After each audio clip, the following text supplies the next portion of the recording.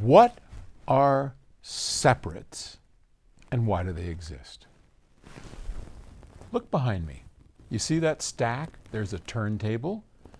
There's a CD transport, which is different than a CD player. There's a DAC, there's a preamp, there's a streamer, there's a power regenerator. And still, we don't even have power amplifiers. Those are over by the speakers. Those are all separates. So what are they and why do they exist? Well, simply put, if we look at the origins of high fidelity, and you think back years ago in the 1950s, the 1940s, we had console stereos. This was a piece of furniture that had speakers, a turntable, an amplifier, and a radio all built in. And you'd open the lid, you'd put on a record, or you'd turn the radio on, and there were no remote controls.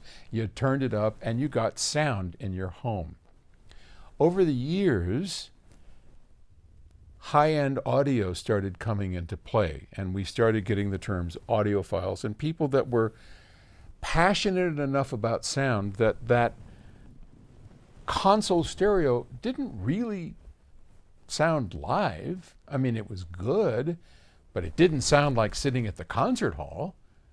And so a quest began to improve the sound of console stereos. And one of the first things that people did, it said, well, let's take the speakers out of the box and put them into separate boxes and make stereo, because those console stereos were all monophonic.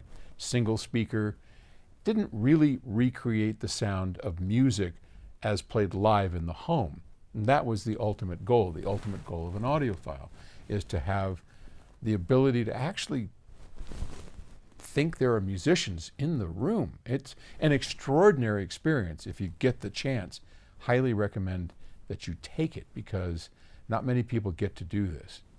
So over time, the speakers got out of the box, out of the console, into their own boxes, and then we started taking apart the receivers.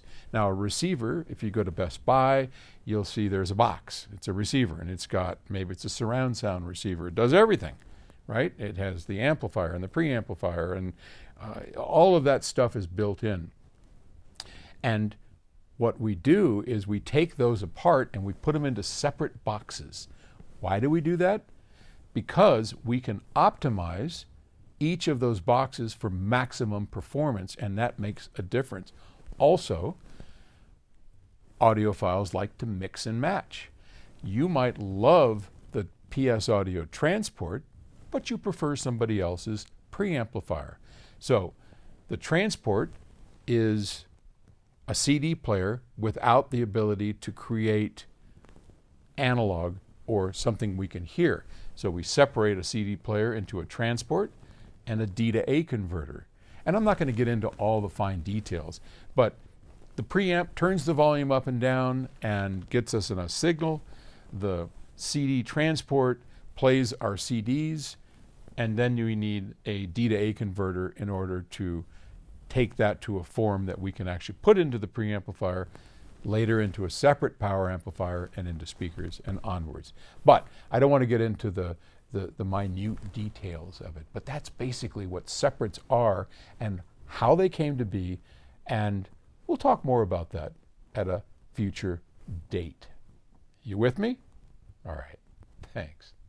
Bye.